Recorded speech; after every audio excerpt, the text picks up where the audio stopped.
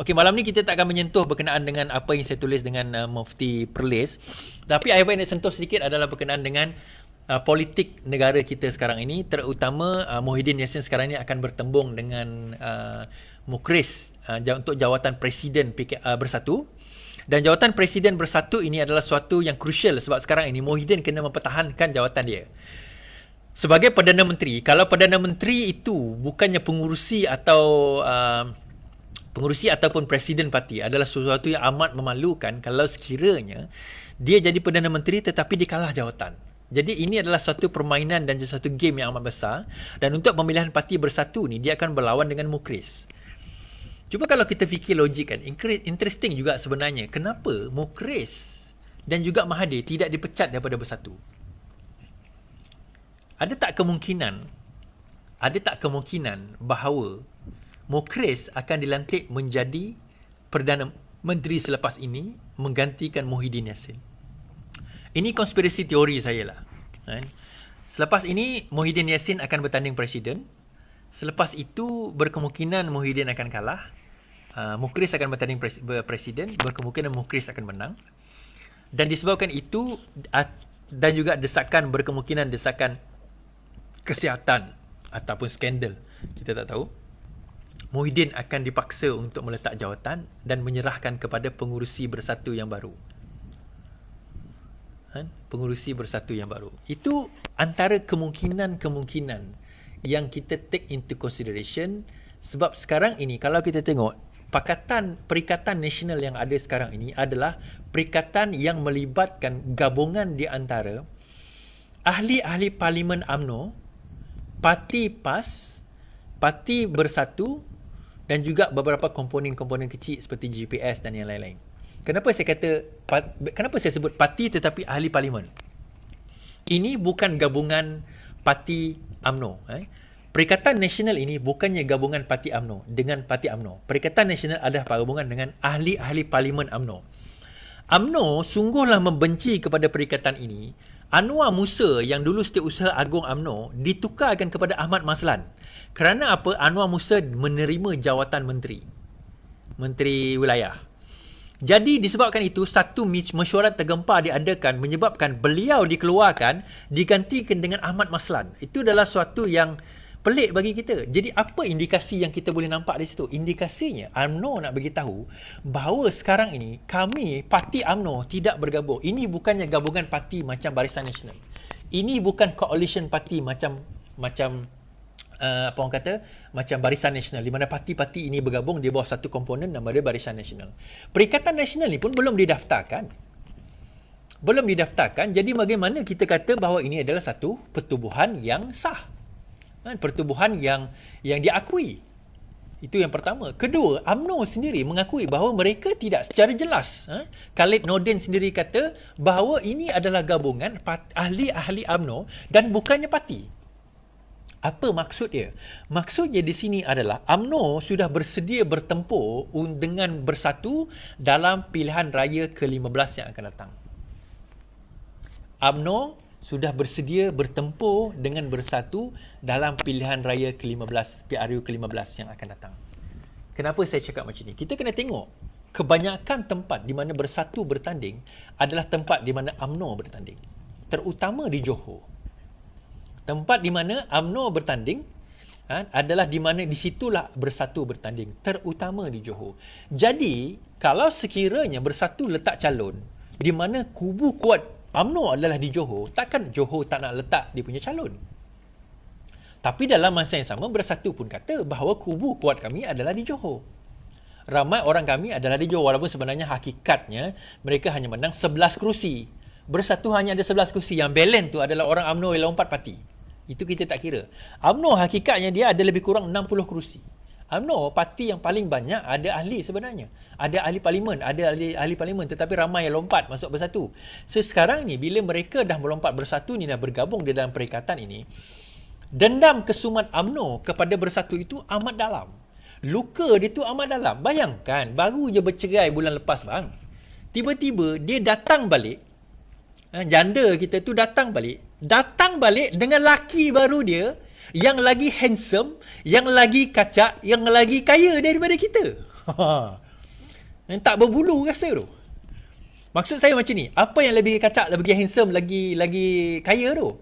Bersatu, dia menang, dia bagi jawatan kepada hampir semua ahli-ahli dia.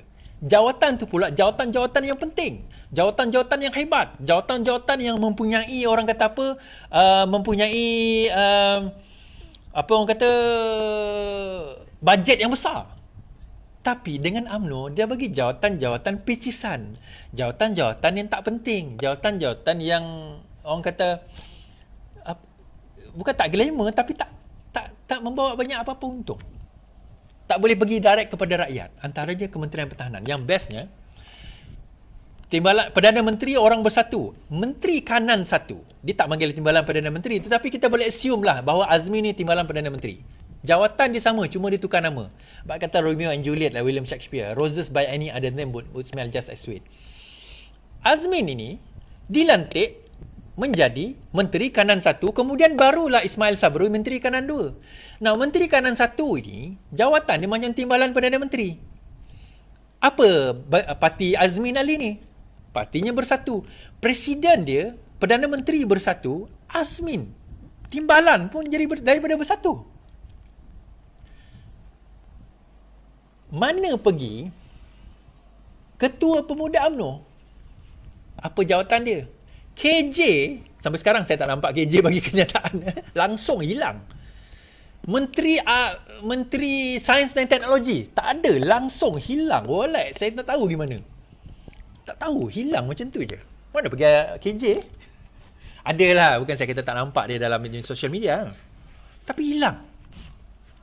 Hilang. Patutnya masa inilah Menteri Sains Teknologi Menteri Sains dan Teknologi mengumumkan, oh kita ada teknologi ni, kita boleh guna apps ni, bla bla bla.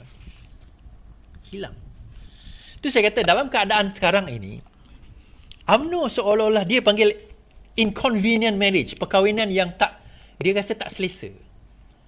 Dia macam dia macam janda tu dah ceraikan kita. Dia pergi jumpa boyfriend lain, kahwin dengan boyfriend tu, lepas tu duduk serumah dengan kita. Oh. Memang suatu yang sangat memalukan bagi UMNO. Sangat memalukan bagi UMNO. PAS tak kisah. PAS janji ada jawatan, dia okey je. Letaklah apa jawatan sekalipun. Menteri jamban ke, menteri jaga tandas ke, menteri jaga apa kata air kumbahan pun dia tak kisah. Janji dapat jawatan, dia dah tunaikan janji dia kepada rakyat, kepada pengikut dia, bukan kepada rakyat. Oh, dulu kita kata kita akan memegang kerajaan, kita sudah tebuk atap dan sekarang ini kita sudah pegang kerajaan. Jangan risau wahai pengikutku, kita sudah berjaya sekarang ini. Berjayanya, sangatlah berjaya PAS ini. Dia punya presiden dia dihantar ke Timur Tengah. Jadi duta khas Timur Tengah supaya jangan buat bising kat Malaysia. Punyalah level, itu level Sami Value dululah, bekas presiden. Level dia rendah sangat. Sebab apa? Mungkin dah tak ada jawatan lagi nak bagi kot. Jawatan lain penting, takkan nak bagi Menteri Pendidikan. Tak boleh. Takkan nak Menteri Keuangan, dia baca akaun pun tak reti. Takkan nak bagi Menteri Pertahanan, habis kita kena panggil Taliban. Takkan nak bagi, tak ada jawatan apa nak bagi. Mampus. Habis. So apa dia buat? Itu saya kata, inilah dia. Sekarang ni UMNO dalam keadaan dia makan hati berulam jantung, kata pepatah orang Melayu. Dia diam je, dia sabar je. Dia tak yang ada keluar pun Menteri Kesihatan, Menteri Pertahanan, yang lain tu macam kau diam je cakap. Kau jangan cakap apa-apa, relax je. Sebab apa? Percayalah tuan-tuan dan puan-puan. Bersatu tahu rancangan UMNO bahawa mereka akan menentang Bersatu pada PRU ke-15 yang akan datang. Jadi Bersatu sudah pun merancang satu pakatan baru lagi. Perikatan baru. Muafakat baru. Whatever nama dia nanti. Bahawa di mana muafakat dan juga perikatan itu tidak akan membawa UMNO di dalamnya. Berkemungkinan PAS berkira-kira. Ini daripada sumber dalaman. Memilih sama ada di antara nak menyertai pakatan tersebut atau terus bersama dengan UMNO. Sebab dalam keadaan sekarang, apa yang UMNO boleh buat? Tidak ada apa. Tetapi apa yang Bersatu boleh buat? Sebab tu ada orang tanya saya, berkemungkinan tak pilihan raya akan berlaku pada Mei 2021 tahun depan? Saya kata tak mungkin. Muhyiddin dia akan gunakan semaksima mungkin untuk dia mendapatkan dana semaksima mungkin bagi dia menjana pendapatan untuk pilihan raya yang akan datang. Tuan-tuan dan puan, kita kena ingat, kos menghadapi pilihan raya bukan murah. Kos menghadapi pilihan raya bukan murah. Katakanlah satu kawasan you kena spend 1 million. Kita ada 222 parlimen. You kena spend 222 juta. Katakanlah you tak nak spend 222 juta. You nak target 150 kawasan. 150 kawasan parlimen adalah 150 juta. Itu baru kawasan parlimen. Kita belum kira DUN. Average dia dalam satu kawasan parlimen ada 2 ke 4 DUN satu parlimen. Setiap DUN pula kita kena kira lebih kurang 200 ke 300 ribu. Berapa ratus juta kita perlukan untuk pilihan raya yang akan datang. UMNO buat masa ini dia ada dana dia. Tetapi dana dia tu shrinking. Dana dia tu semakin mengecil. Dana dia tu semakin suram dan pusam. Kerana apa? Dana itu berada di dalam akaun-akaun yang sekarang ini sudah dibekukan atau berkemungkinan dia nak bawa balik masuk ke dalam negara susah.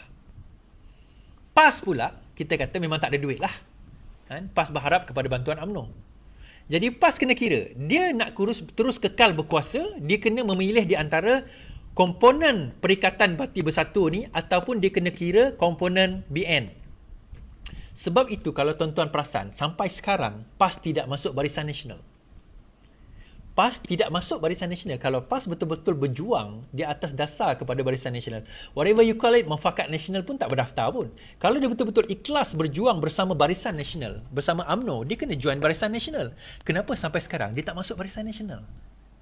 Sebab PAS masih lagi melihat bahawa Barisan Nasional will not be, tidak akan menjadi satu parti komponen yang akan menggugat Pakatan Harapan dalam pilihan raya yang akan datang. Kita kena ingat bahawa sekarang ini dia bukan PRU yang ke-15 nanti. Dia bukan pertemuan di antara dua big coalition.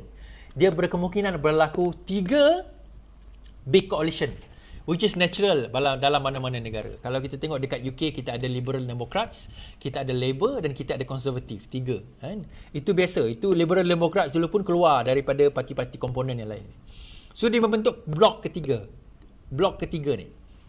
So PAS sekarang ini tengah berkira-kira sama ada nak bersama dengan UMNO atau BN ataupun nak bersama dengan Pakatan Baru ini, Perikatan Baru ini. Dan Perikatan Baru ini, tuan-tuan dan puan, saya boleh kata macam ni, mengikut sumber dalaman, bahawa dia akan berlaku seawal tahun depan. Sebab itu saya kata kenapa seawal tahun depan? Sudah ada perkiraan-perkiraan sekarang ini untuk mereka membentuk parti baru di Sarawak. Willy Mongin, Ali Biju, Baru Bian tak lah, tapi Willy Mongin baru sudah ada parti baru di Sarawak di mana disertai oleh bakal-bakal ketua cabang yang saya sebut nama dalam Facebook hari ini. Saya dah sebut nama-nama dia orang. Dia dah ada perancangan-perancangan ke arah itu. Parti politik Sarawak ini dia tak akan bergabung dengan GPS. Sebab sekarang ini GPS di Sarawak pula, gabungan parti Sarawak ini tak akan bergabung dengan parti-parti yang ni. Sebab mereka ni dulu bekas-bekas PKR, bekas-bekas Bersatu. Mereka ini GPS takkan bagi kerusi mereka kepada diorang ni. Kenapa? Lawan lah. So dia kena ada komponen dia sendiri. Sebab itu sekarang ini GPS tak bersama. Dia bersama sebelah kaki je sebab nak dapat jawatan. Itu saja. Sebab nak tumbangkan PH, itu saja. Tetapi mereka sebenarnya tidak mahu bersama dalam satu komponen perikatan yang betul-betul terikat, yang betul-betul kuat, yang betul-betul setia sehidup semati macam PH yang ada sekarang ini. DAP, PKR, Amanah, Warisan. 4 ini. Sekarang ini bergabung di bawah satu coalition yang kuat. Malah sekarang ini kalau kita bercakap, PH sudah pembahagian kerusi settle. Majoriti pembahagian kerusi sudah settle. Saya tak kata PH boleh menang di PHRN, Pilihan Raya Negeri Sarawak. Tetapi apa yang saya boleh kata bahawa akan ada berlaku ganggu-gugat kepada pentadbiran GPS yang akan datang ini. GPS pula saya kata, okey, balik kepada cerita tadi. Komponen yang nak buat, ni saya cerita sekarang ni, Perikatan Nasional ini akan terdiri daripada komponen Parti Sarawak tersebut, akan terdiri daripada Bersatu, akan terdiri daripada serpihan UMNO, akan terdiri daripada PAS yang akan menyertai perikatan ini. Itu pun hasil rundingan PAS nak tengok sama ada kerajaan ini mampu ke tidak offer them something. Kerajaan sekarang ini mampu offer diorang something atau tidak sekiranya mereka menang. dalam pilihan raya yang akan datang. So tuan-tuan dan puan, ni saya dedahkan malam ini bahawa akan ada wujud blok ketiga. Dan blok ini, perancangan ini berlaku. Ini saya panggil sebagai Sheraton 2.0. Saya pernah tulis dalam Facebook saya dulu bahawa malam ini meeting Sheraton 2.0. Malam ini saya cerita berkenaan dengan suatu konspirasi akan wujud satu blok, satu pakatan di mana blok ini akan menentang Barisan Nasional dalam pilihan raya yang akan datang. Dia sekarang ni do or die. Dia tahu UMNO tidak akan menyerah kerusi mereka. Mereka tahu bahawa MCA, MIC, of course, kerusi kawasan orang Melayu tak ada. Mereka akan mewujudkan satu parti komponen di mana parti komponen ini akan apa orang kata, bergabung, di mana mereka akan memastikan benda ini akan berjaya. Now, idea siapa ni? Ini idea siapa? Idea ini adalah idea daripada seorang yang sangat tua. Dia seorang yang amat licik. Dia seorang yang amat bijak. Dia tidak berada di dalam komponen tersebut. Dilihat seperti dia tidak berada di dalam komponen tersebut. Tetapi dialah yang merancang perkara ini, merancang pergerakan ini, termasuklah perancangan kepada dana bagaimana pergerakan ini akan berlaku.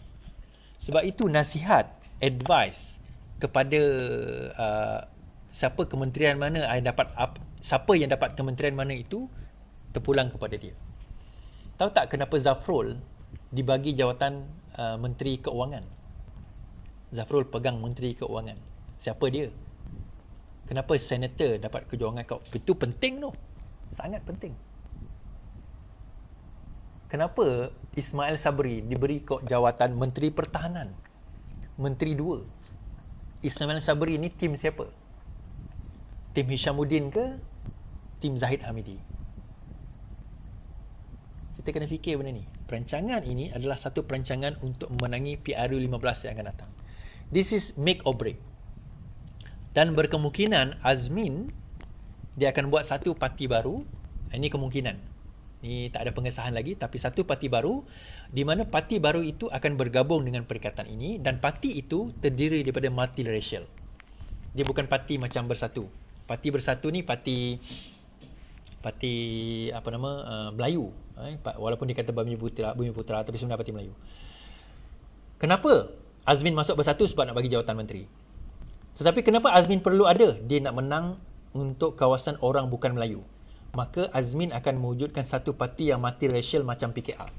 So untuk menang kawasan bukan Melayu, dia mesti wujud satu parti di mana parti itu parti liberal, parti liberal dan multiracial.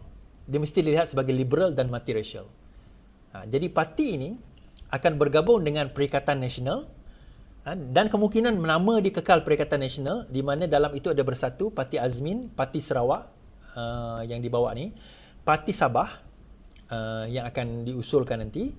Kemudian berkemungkinan Parti PAS yang akan membawa Islam. Jadi benda ini, konspirasi ini, kalau kita tengok, dia sekarang ini sudah berlega-lega di kalangan orang-orang atasan. Sudah berlega-lega di kalangan orang atasan. Dan sudah ada perkiraan-perkiraan itu di kalangan orang atasan. Dan sudah ada tarik-menarik. Sudah ada offer-mengoffer untuk menyertai pakatan ini. Barisan Nasional dilihat akan menjadi pesaing, tetapi bukanlah pesaing yang paling hebat. Dan berkemungkinan Barisan Nasional kalau menang perikatan ini, Barisan Nasional akan dikuburkan. Dan orang ini yang jadi mastermind kepada parti ini, kepada gabungan ini, dia tidak kisah sangat pasal UMNO. Dia bukan kisah pasal UMNO, tapi pasal survival politik. Saya tinggalkan tuan-tuan dengan satu cerita. Dia ada satu magic tau. Kalau kita tengok cerita apa, saya tengok cerita-cerita. Dia ada satu magician ni. Dia kata dia nak buat satu persembahan yang terhebat. So dia pergi ke satu taman bunga. Dia panggil semua orang tengok, penonton-penonton. Lepas tu dia bagi kad, down troop. So dia pilih satu kad. Kemudian penonton tu pun ambil satu kad. Lepas tu dia tengok kad tu, kemudian dia letak balik dalam deck. Dia kocok, dia tengok kad itu dah hilang. Mana kad saya tadi? Tak ada dalam tu. Lepas tu dia kata, jom kita pergi kat pokok kat belakang ni. Dia pun pergi kat pokok tu, dia orang tebang pokok tu, kad tadi tu ada dalam pokok. Wah, semua orang tepuk tangan. Hui. Bertahun-tahun orang mikir macam mana dia buat trik tu, kad boleh masuk dalam pokok. Bertahun-tahun, sampailah dia nak mati, dia ceritakan. Dia kata, trik dia macam ni. 40 tahun sebelum dia perform trik itu, dia masa tu pokok tu kecil. Dia dah tanam kad itu dalam pokok. Dan dia dah plan, dia akan perform trik itu 40 tahun kemudian di situ. So maksudnya, trik itu 40 tahun sudah berlalu. Apa maksud cerita saya ni berkenaan dengan trik itu dengan politik semasa? Tuan-tuan dan puan-puan, tidak ada manusia di Malaysia ni yang bagi saya daripada segi tipu daya politik, maksud bukan tipu daya lah, daripada segi skill politik dan juga magician itu, dia punya tahap fikir itu sejauh beberapa nama ni. Tun Rahman Yaakob, Sarawak, bekas Menteri Besar, Ketua Menteri Sarawak. Tun Razak, bapa kepada Najib. Tun Rahman ni adalah pakcik kepada Taib Mahmud. Tun Razak. Taib Mahmud ni anak yang belajar kepada Tun Rahman. Dan juga keempat, Mahdi. Apa yang berlaku, ada seorang pemimpin, seorang anak muda, 30 tahun dahulu, ni macam cerita trik tadi tu, telah ditanam di dalam PAS. Tujuan dia adalah untuk naik menjadi pimpinan paling tinggi dan membuat keputusan 30 tahun kemudian untuk bergabung dengan parti dia ni. Orang, anak didik yang sama ditanam di dalam PKR tahun 1997, 98, 99 untuk tujuan naik ke peringkat paling tinggi, memimpin PKR untuk bergabung dengan parti ini.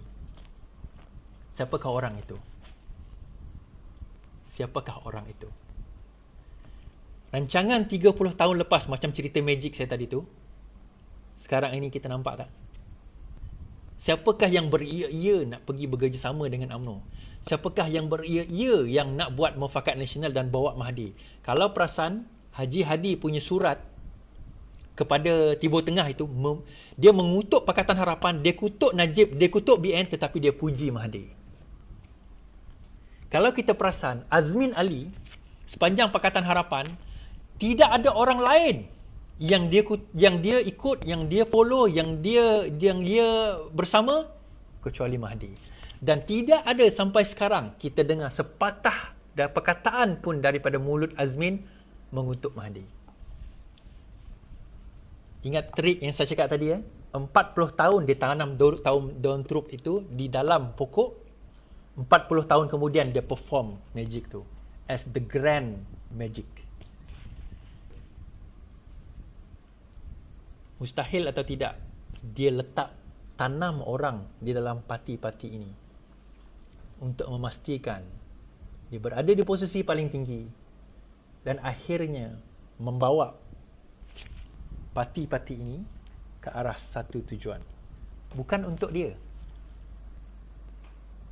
Dia ada satu lagi grand plan yang besar yang kita akan cerita pada malam yang lain, insya-Allah. Okey, itu saja daripada saya. Salam reformasi. Kita tak cerita semua. Bahaya. Bahaya. Benda kita cerita ni sangat bahaya. Okey, itu saja. Assalamualaikum warahmatullahi wabarakatuh. Selamat malam. Salam sejahtera. Lawan tetap lawan. Bersiap sedialah kamu untuk kejatuhan. Assalamualaikum.